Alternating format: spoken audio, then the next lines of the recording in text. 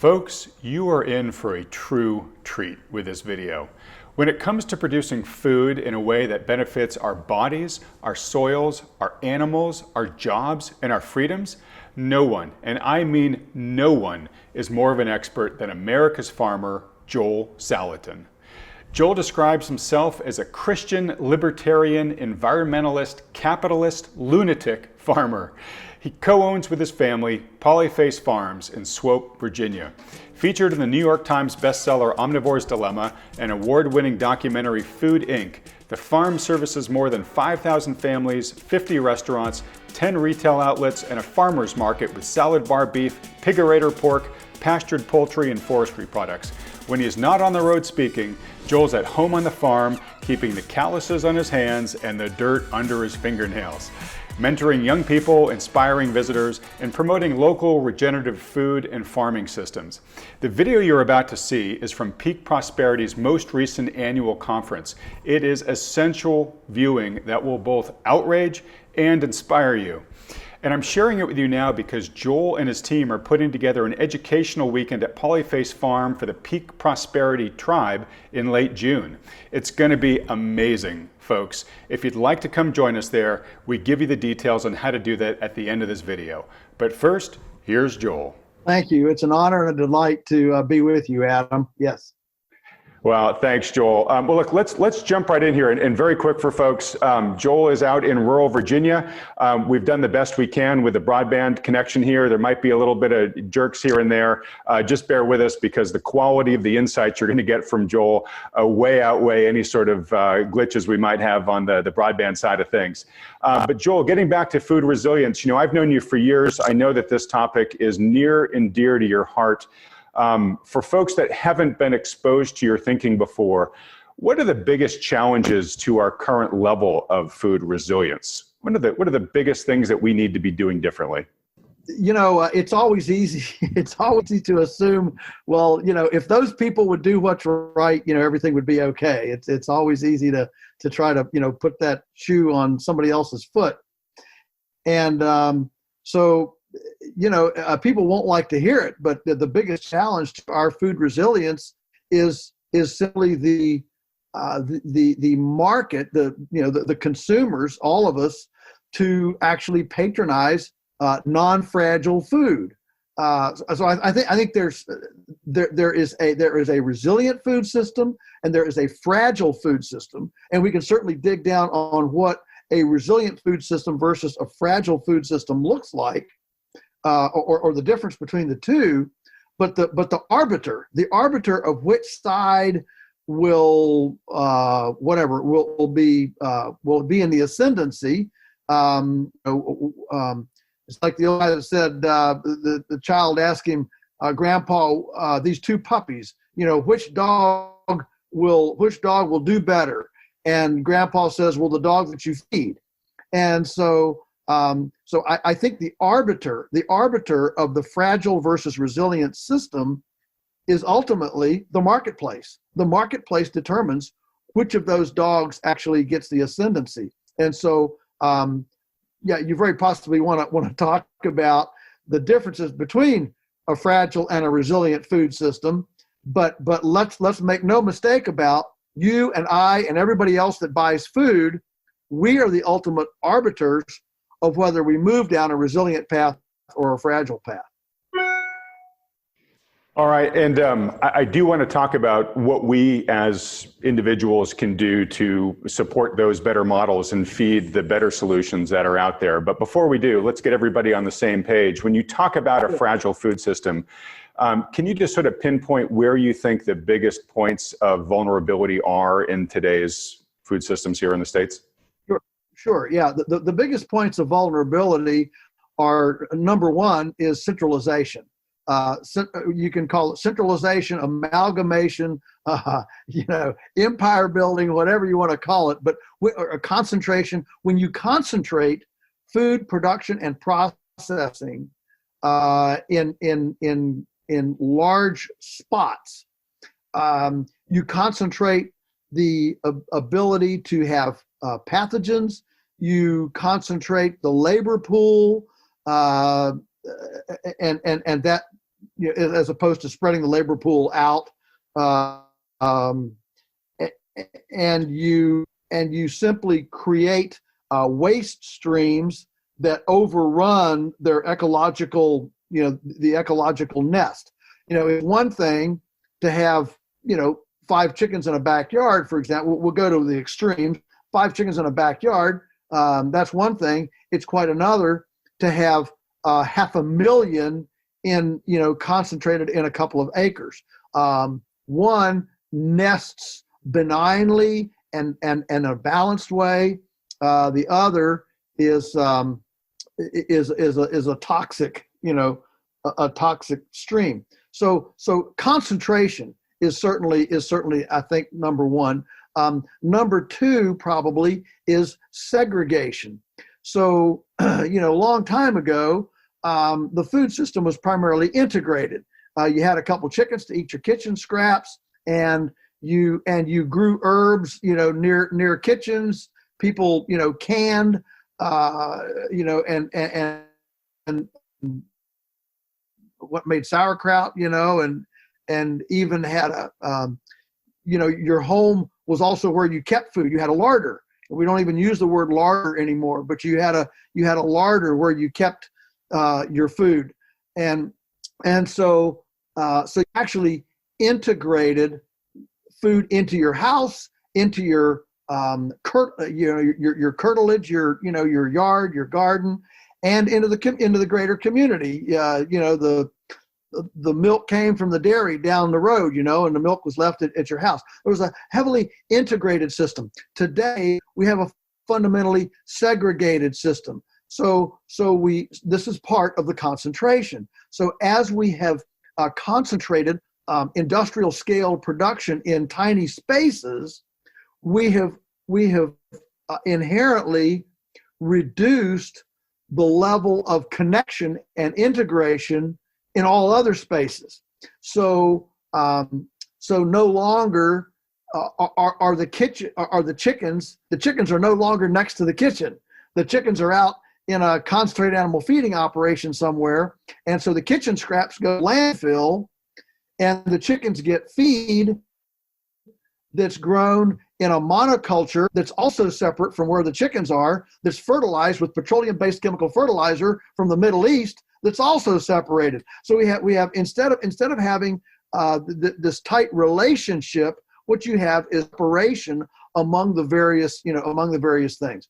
That includes processing, for example, whether it's canning vegetables or abattoirs, slaughter, butchering animals and things. That used to be done in the community nearby, and now it's behind razor wire with no trespasser signs up and great big 4,000 person structures.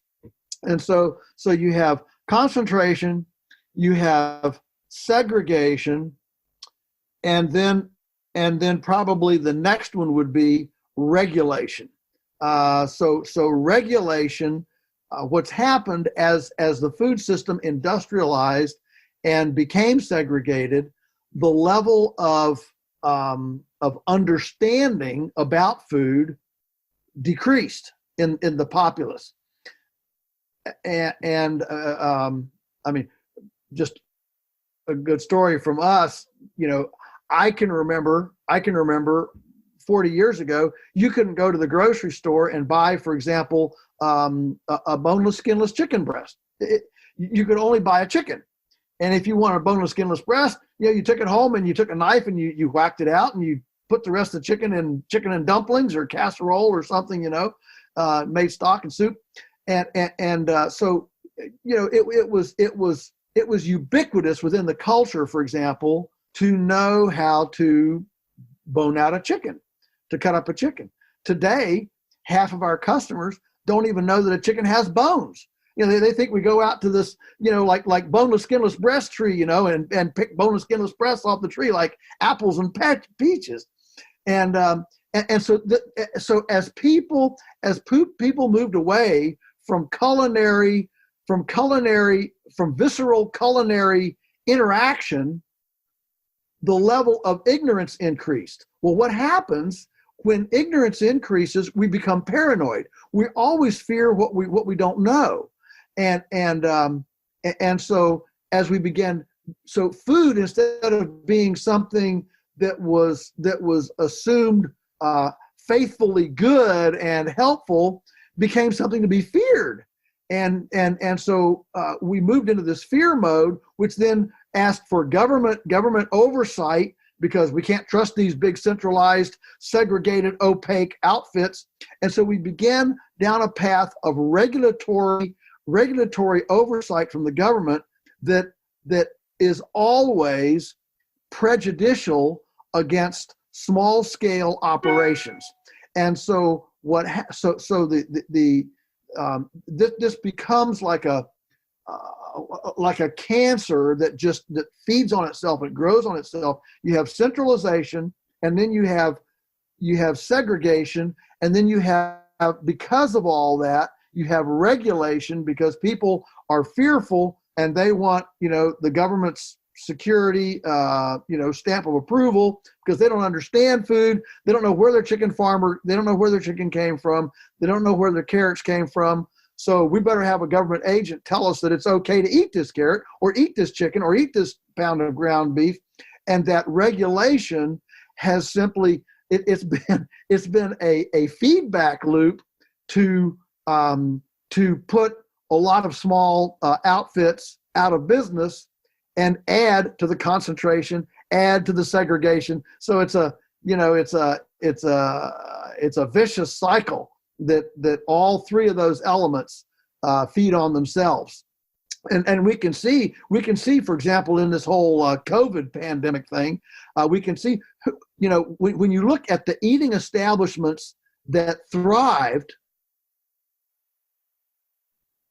which ones thrived and which ones died. The ones that died were the small little diners. The ones that thrived were the great big mega chains that had drive-through windows. If you didn't have a drive-through window, you were out of business. And so that's just a simple little explanation of how regulations literally routinely are prejudicial against small localized outfits, and they're concessionary toward large, well-connected outfits.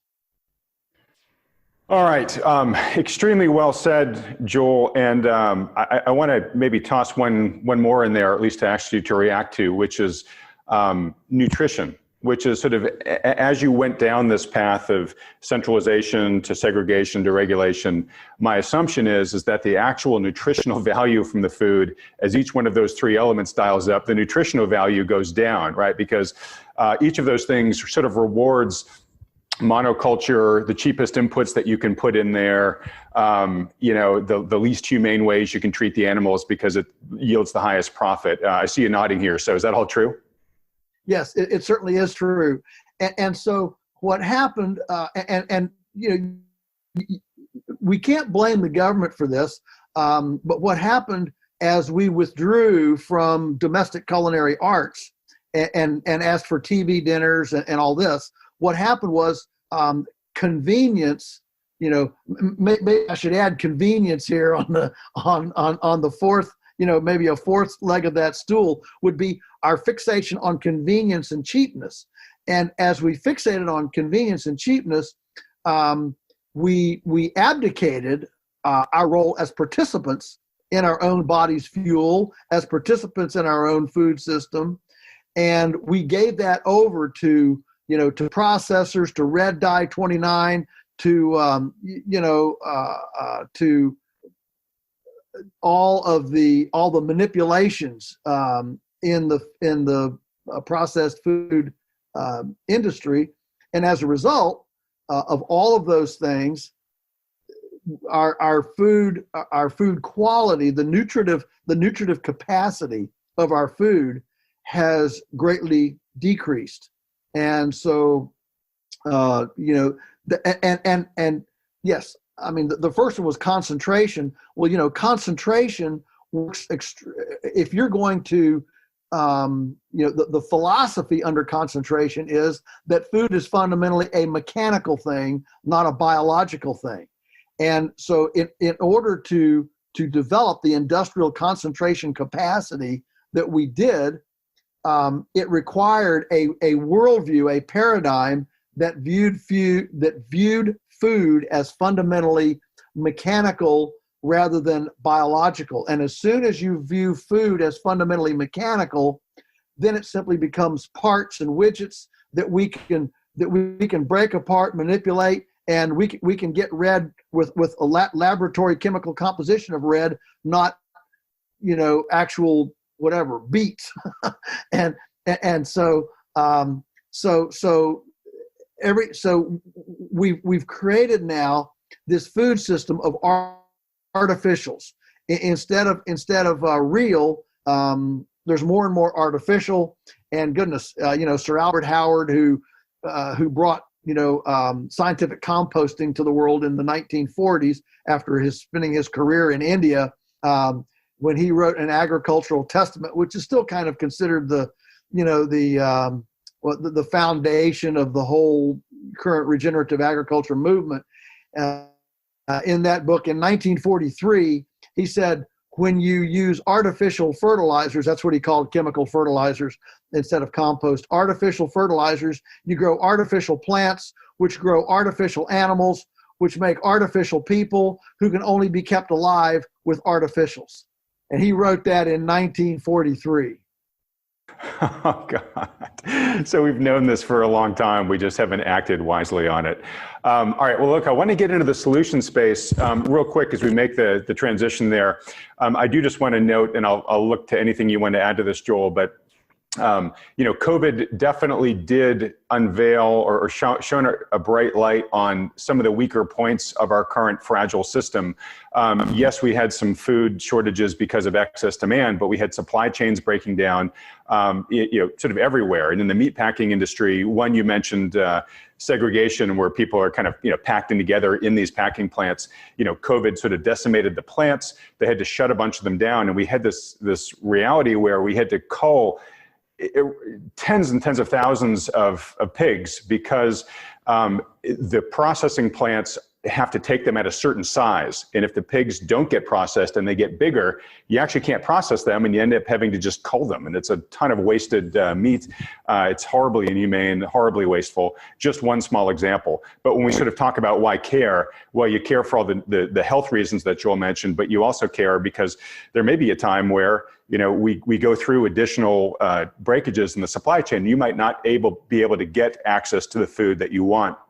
And Joel, you also mentioned that COVID has really sort of disproportionately hurt the small providers, the small restaurants, the small grocery stores, et cetera, and really disproportionately rewarded the big, Whole Foods, Safeways, et cetera, of the world. And so it also, from a job standpoint and a local community, a local economy resiliency standpoint, you got to care as well. So Joel, anything you want to add to that is great, but let's transition into this question.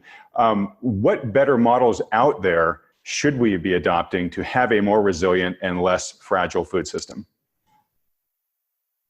Well, if the problems are concentration, segregation, regulation, and convenience, it seems like the idea would be to look at the opposite of those.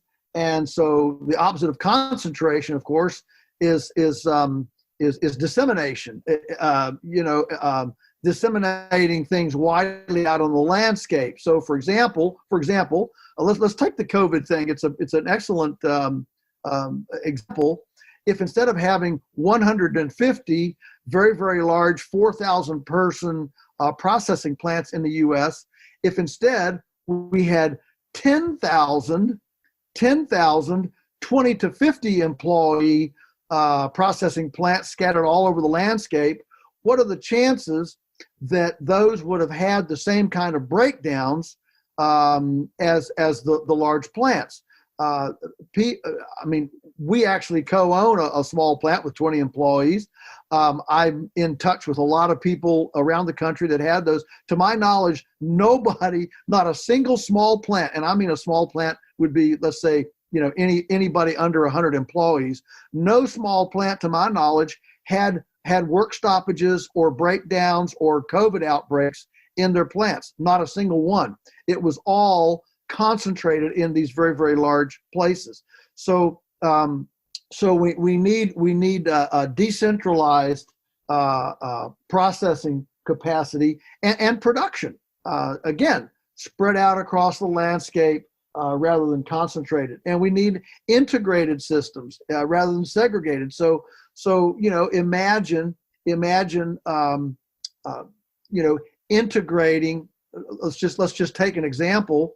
Right now, we're dealing with a lot of fires, and forestry is a big issue. All these fires that we're having, and so just imagine if instead of buying chemical fertilizer, we used dead trees. We chipped up dead trees to do large-scale composting for our fertility program. We essentially creating a carbon economy, so that farms, instead of being segregated from their fertility cycle, we're actually using trees and biomass in real-time solar energy in situ to actually drive the organic matter, the fertility of their soils on farm. Not only would we pull the plug on chemical fertilizers and all the dangers that they represent, including a dead zone the size of Rhode Island in the Gulf of Mexico, but we would also, on the other hand, shut down the fire problems we're having. I mean, that's going to be like a $10 billion deal this year, and not to mention the human suffering and the loss of wineries and everything else. But also this would create an entire thousands and thousands of little, imagine 6 to 10 person crews out harvesting dead, down, crooked, dying trees to feed into the compost cycle. All right. And so all the money currently spent on fires and chemical fertilizers, instead would be invested, instead of being all an expense, it would be invested in upgrading our forest lands to more productivity, more vitality, more health. And suddenly we would have thousands and thousands of really noble, sacred jobs for people who actually want to have calluses and splinters in their hands and work, along with their ecological umbilical. We, as a culture, we have marginalized blue collar workers. We call them blue collar with a bit of a sneer, and marginalized people that get dirty. We even have a whole thing. Mike Rowe with his Dirty Jobs program. But we have marginalized this whole sector. But there are 40% of Americans do not dream about sitting in a Dilbert cubicle at the end of an expressway punching numbers into cyberspace. 40% of people actually don't want to do that. And so how do you affirm those people? How do you build them up in their worth, so they can come home from work and little Amy asks, Mommy, Daddy, what did you do today? And they get to say, oh, well, we upgraded the forest so to make wood chips, to compost, to make earthworms, so that you will have healthy water, air, and soil as a legacy for you growing up. I mean, that's a noble vocation. And so integration covers a lot of things, not just ecology, but social and economic and everything else. And then the regulatory thing, we need to have a way for a producer and a consumer to be able to engage in commerce without a bureaucrat involved. Right now, you cannot buy a T-bone steak in my county that was born, raised, and butchered in my county. That T-bone steak has to be exported from the county and then re-imported in order for you to buy a T-bone steak. And this is not about food safety. It's about market access. I can go out in the woods and I can shoot a deer on a 70-degree day, drag it a mile through the squirrel dung and the sticks and the rocks, and parade it around town in the setting sun on the hood of my, my Blazer, and then string it up, gut it out, and feed it to my children, and have a neighborhood party and invite everybody to this wonderful feast of venison. And that's all patriotic and a great American. But if I wait for an appropriate day and the same thing to a chicken or a pig or a steer, suddenly I'm a criminal. Now, I can give it away, but I can't sell it. So if it's really hazardous, why should I be able to give it away? What is it about selling it that suddenly makes it a hazardous substance? And so what we have right now is an incredible regulatory tyranny on local food, on neighbor-to-neighbor food commerce, that if it were lifted, we would see an explosion of small artisanal craft food opportunities in our neighborhoods. You and I could buy things like charcuterie, bologna, chicken soup. I mean, that we can't even imagine today at a price that we can afford, because we could actually do business. My position is, if two consenting adults, and I'm using very, powerful language here, if two consenting adults want to exercise voluntary choice for their food, they should be able to engage in consenting choice without a bureaucrat involved. Hallelujah. Well, Joel, thank you so much. We're going to have to end things here just time-wise, which breaks my heart because I could go for another 3 hours with you easily. But, I do think a simple way for people watching to begin to get involved in supporting the types of movements that Joel mentioned is to support your local farmers. So if you don't have, if you don't live close enough to Polyface Farms, find CSAs in your area. That stands for Community Supported Agriculture, that give you an opportunity to sort of subscribe to a farm's output and support farmers that are doing their best to create the local resiliency, the unsegregation, the verticality, the healthy nutrition, the deregulation that Joel's been advising. So Joel, can't thank you enough. Best of luck in everything you're doing. And folks that are watching, if you want to learn more about Joel, go visit polyface.farms. And Joel, any other places they should go to learn more about you?